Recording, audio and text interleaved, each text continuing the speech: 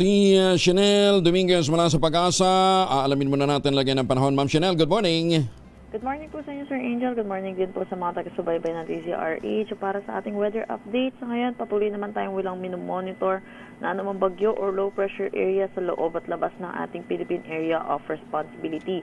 Pero inaasahan pa rin po natin yung epekto ng Intertropical Convergence Zone at magdadala ito ng mga kalat-kalat na pag-ulan dito sa Zamboanga del Sur, Zamboanga Sibugay, Davao Oriental, Davao Occidental, Sarangani, Basilan, Sulu at Tawi-Tawi. Para naman sa Metro Manila, nalalabing bahagi ng ating bansa, asahan naman po natin magiging maaliwalas ang ating panahon. Pero asahan din po natin yung init, lalo na po sa tanghali hanggang hapon, na may mga tsansa po ng mga panandaling ang pag-ulan, dulot ng mga localized thunderstorm, lalo na po sa hapon at sa gabi. Samantala, para naman po sa ating heat index, ngayong araw, inaasahan po natin dito sa Metro Manila ay 40 to 41 degrees Celsius at ang possible na pinakamataas po natin maitala ay 45 degrees Celsius. Dito po ito sa Midagupan City, Pangasinan.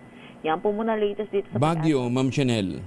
Sa Baguio po yung heat index po, 29 degrees Celsius lamang po. Oh, sarap. Malamig pa rin. Pero pinakamalamig, Possible po sa Baguio din po talaga po yung ating nakikita na malamig po. mga anong antas ng sentigrado? So, nakikita po natin yung minimum po nila, yung maabot lamang po ng 19 po.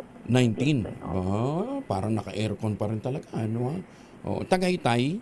Sa Tagaytay po, inaasahan po natin yung minimum po nila nasa 22 din po. Oo. Ma'am Chanel, ano yung kulay pink na yan? Na ano to?